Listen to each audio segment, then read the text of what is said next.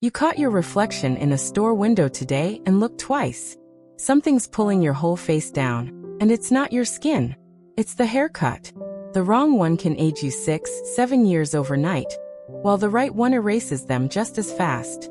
I'm showing you 3 cuts that take years off instantly, and 3 that are quietly adding them, even if a stylist swears they're classic.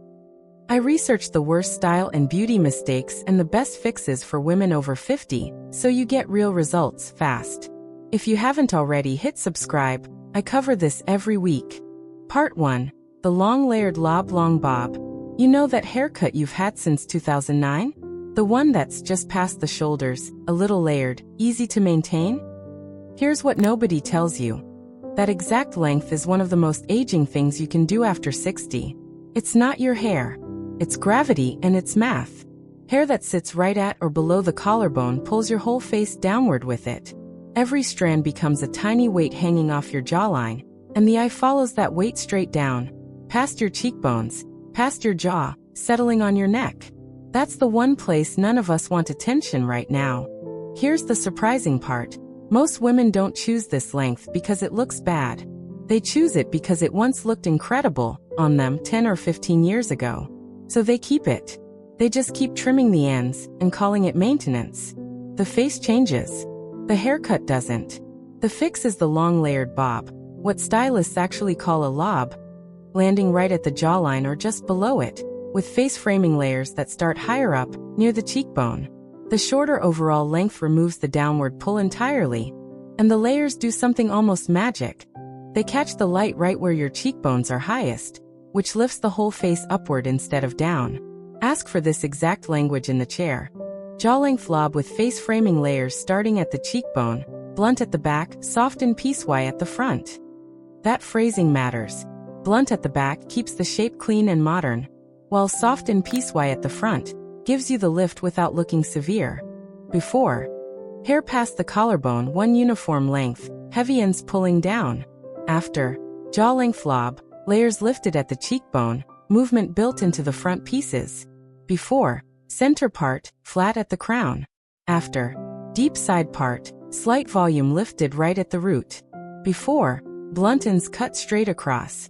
After. Ends softened with a razor, so the line breaks up instead of looking like a hard stop. Maintenance is simple. Get the face framing pieces refreshed every 6 to 8 weeks, even if the back can stretch longer between cuts. Those front layers are doing the actual lifting work, and they grow out fastest. What's coming next is the cut most women are terrified to even ask for, and it's actually the most youthful thing you can do to your hair this year. Part 2. The soft shag and the curtain bang pixie. Most women hear shag and picture something messy, something for a 25-year-old with effortless hair they didn't earn. That's the wrong picture. The modern soft shag, cut correctly, might be the single most flattering thing you can do after 60. Here's why it works when nothing else has. As skin loses density along the jaw, a single smooth length just shows you the change. There's nothing to interrupt the eye. The soft shag breaks that smooth line into dozens of shorter, textured pieces around the face. Instead of one long shape sliding downward, you get movement, lift, and shadow working together to soften everything at once. The real reason this cut gets overlooked is simple. It photographs differently than it feels. In a still photo, it can look slightly undone. In motion, talking, laughing, turning your head, it's alive in a way a flat iron straight bob never will be. That's the one small shift that changes how people read your whole face. Ask for this in the chair. Soft shag with face framing layers, razor cut ends for texture, root volume left natural, no heavy blow-dry styling. That last part matters. This cut is built to be tousled, not smooth flat. Before. One flat, smooth length with no texture. After. Layered shag with razor textured ends catching light at multiple points. Before. Hairstyled stiff and overly smoothed. After. Soft natural texture, slightly undone, alive in motion. Now the second cut. And this is the one that scares people most. The pixie. Specifically, a pixie with long curtain bangs swept to the side. Women hear pixie and immediately think too severe, too masculine, too much commitment. A bad pixie can absolutely do that. This isn't that. The key is in the bangs, not the length. long, swept curtain bangs do something a short, blunt pixie never will. They frame the eyes instead of exposing the whole face at once. Your eyes get the spotlight. Everything else softens around them. This is the cut that, secretly, takes the most years off in person, because it draws every glance straight to the part of your face that hasn't changed at all.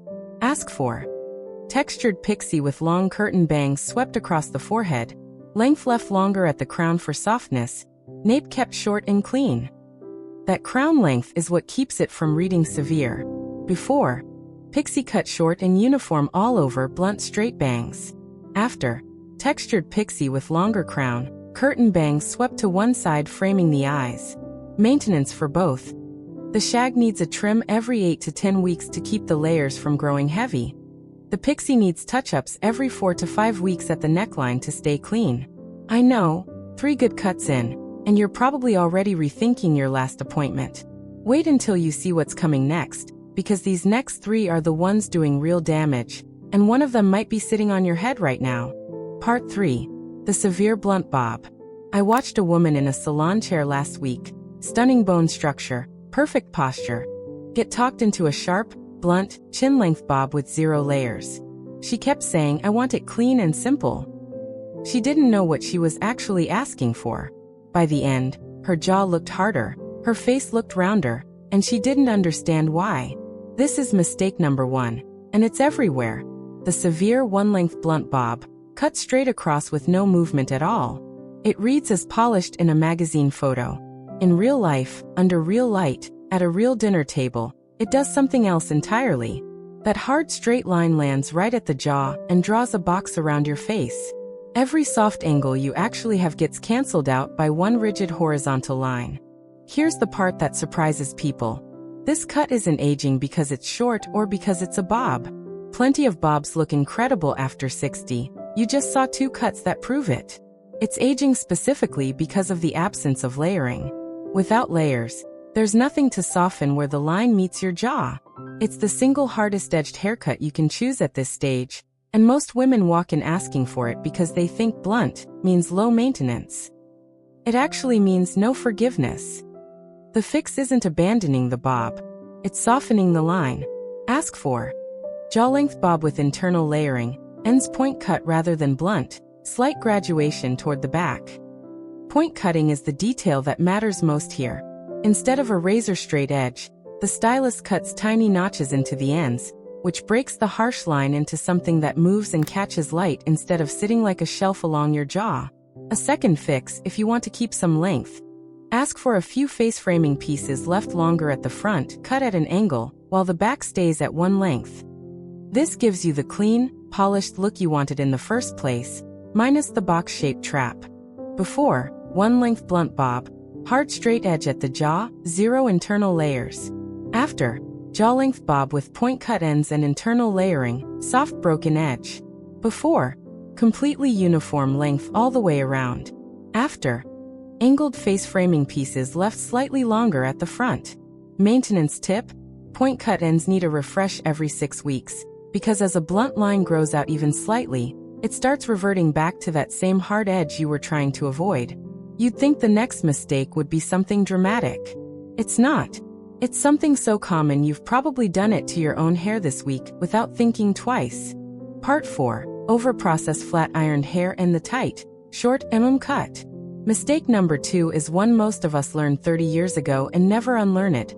Flat ironing your hair bone straight, every single time, no exceptions. It felt like the finished look for decades. After 60, it does the opposite of finished. Hair loses natural body as it ages, and flat ironing strips out the last bit that's left. What you get is hair that lies flat against the head with 0 dimension, and flat hair next to an aging face does something cruel. It removes any softness near your features and leaves nothing to distract from changes in skin texture. Overnight, your whole look reads harder and older, even on a good skin day. What changes everything here isn't a haircut at all, it's how you dry it. Ask your stylist to show you a round brush blowout with root lift, and skip the flat iron 3 or 4 days a week minimum. The round brush rebuilds the volume the flat iron erases, and root lift specifically targets the one place that does the most visual work, right where the hair meets your scalp at the crown. Before, Flat iron straight, press flat against the scalp, no root volume. After, round brush blowout, lifted root, soft natural bend through the ends. Now the final mistake, and honestly, this one's the most common, and the hardest to hear. It's the short, tight, all one length wash and wear cut. The one that's cropped close all over, easy to towel dry and go. Most women adopt it secretly believing it's the appropriate haircut for their age. It's actually one of the most aging choices on this entire list. Without knowing it, women choosing this cut are removing every tool a haircut has for flattering an aging face. No length to angle toward the cheekbones, no layers to add lift, no movement to soften the jaw. It's not low effort. It's the haircut equivalent of removing all your options at once.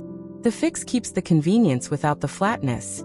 Ask for a textured crop with longer pieces left on top and around the face, point cut for movement, short but not shaved at the sides. You keep the easy wash and go nature, but the longer top pieces give you something to angle and lift, and the point cutting keeps it from reading stiff. Before, uniform short crop, same length everywhere, no texture. After, textured crop with longer top pieces, point cut ends, shape left soft around the face. One upkeep tip. Ask your stylist for a texturizing cream rather than gel on this cut. Gel flattens the very volume you just fought to create. You just learned the 3 haircuts quietly taking years off your face, and the 3 doing the opposite, that half of us are still walking around with right now. Boom! Your bone structure was always this stunning. Now you know exactly how to let it show. Tell me in the comments. Which one of these 6 were you doing without even realizing it? Next week I'm breaking down the colors that are aging you faster than any haircut ever could. Like this video, subscribe to Timeless Wisdom Path, and I'll see you in the next one.